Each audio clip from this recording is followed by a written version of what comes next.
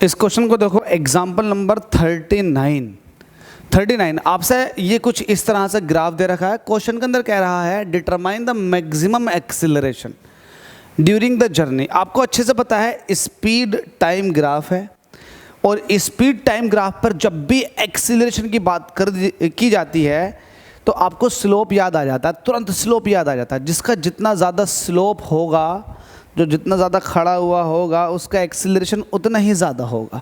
तो आपके पास एक ग्राफ तो ये है जिसका स्लोप ये है, एक ये है इसका स्लोप तो ज़ीरो है, एक ये है जिसका स्लोप ये है, और एक ये है जिसका स्लोप निगेटिव है।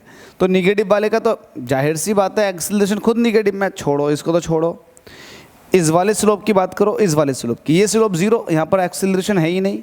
तो जब यहाँ पर है ही नहीं तो बस ये बचा और ये वाला बचा। अब इस वाले स्लोप को देखो और इसको देखो, कौन सा स्लोप आपको ज़्यादा दिख रहा है, कौन सा स्लोप आपको ज़्यादा दिख रहा, तो ऑब्वियसली बात है ये वाला स्लोप ज़्यादा है। तो जिसका स्लोप जितना ज़्यादा होता है, वेलोसिटी टाइम ग्राफ पर स्लोप जिस ग्राफ का जितना ज़्यादा होता है, इट मीन्स उस ग्राफ में उस कंडीशन पर एक्सीलरेशन मैक्सिमम होता है। तो मैक्सिमम एक्सीलरेशन जो है वो बीसी मोशन के अंदर है। तो यहाँ पर लिखोगे आप सॉल्यूशन में, आप कहोगे since slope of BC is maximum, so BC का स्लोप क्या है, मैक्सिमम है। जब मैक्सिमम है जब मैक्सिमम स्लोप है so it has maximum acceleration. इसका एक्सीलरेशन क्या होगा, मैक्सिमम होगा। तो एक्सीलरेशन कैसे निकालते हैं, एक्सीलरेशन कैसे निकालते हैं, स्लोप होता है परपेंडिकुलर अपॉन बेस। तो परपेंडिकुलर निकालो और बेस निकालो। तो परपेंडिकुलर कैसे निकालोगे, ये परपेंडिकुलर कैसे निकालोगे, तो इसका स्लोप कैसे निकालोगे भाई। अब तुम स्लोप का तो बड़ा तगड़ा रगड़ा बन गया, क्योंकि यहाँ वैल्यू नहीं दे रखी आपको, यहाँ तो कुछ इस तरह से आएगा। या तो ये 50 गलत दे रखा, 50 ऊपर होना चाहिए परपेंडिकुलर के लिए, और बेस के लिए चलो बेस की वैल्यू तो है, परपेंडिकुलर की वैल्यू का थोड़ा लोचा है। परपेंडिकुलर की वैल्यू 50 - 20, हाँ तो ये पॉइंट जो है वो यहीं पर है भाई। ये 50 यहाँ ना हो करके यहाँ पर है, ये 50 यहाँ पर है, ठीक है। थोड़ा सा ग्राफ में नीचे दिखा दिया, नीचे नहीं है ऊपर ही है, तभी आप नहीं कर सकते थे कैलकुलेट, क्योंकि आपको नहीं पता एग्जैक्टली इस सी पॉइंट के सामने कितनी स्पीड आ रही है। तो आपको एक्सीलरेशन निकालने के लिए आप कहते हो ना स्पीड अपॉन टाइम, है ना, acceleration is equal to speed upon time, तो वही कर रहे हो, स्पीड अपॉन टाइम। तो या फिर change in speed upon change in time.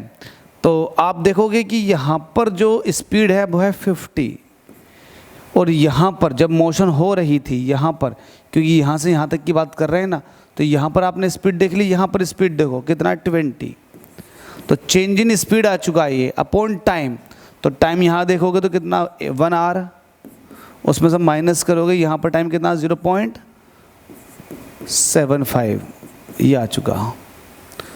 A is equal to कितना आ चुका, 50 में से 20 निकालोगे तो आ जाएगा 30, 1 में से 0.25 निकालोगे तो 0.25 आ चुका है, पॉइंट हटा दोगे तो ऊपर आ जाएगा 100, 25 से 100 4 बार चला जाएगा, 4 × 12 120, एक्सीलरेशन आ जाएगा 120 मीटर पर सेकंड का स्क्वायर। ये एक्सीलरेशन की वैल्यू आ गई, ये मैक्सिमम एक्सीलरेशन है ड्यूरिंग द मोशन, ठीक है भाई। ये वाली बात खत्म, इसको मिटा दो।